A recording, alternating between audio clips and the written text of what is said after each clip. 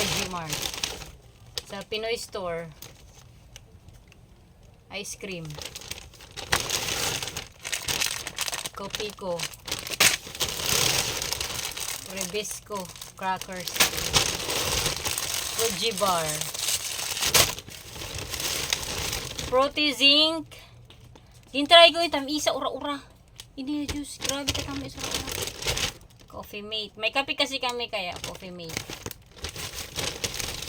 Gatorade. Dua. Siyempre kami na dua kasi. Spam. Adi ay. Gatas. Na brand kay Mudra. Hatay namin. Tapos.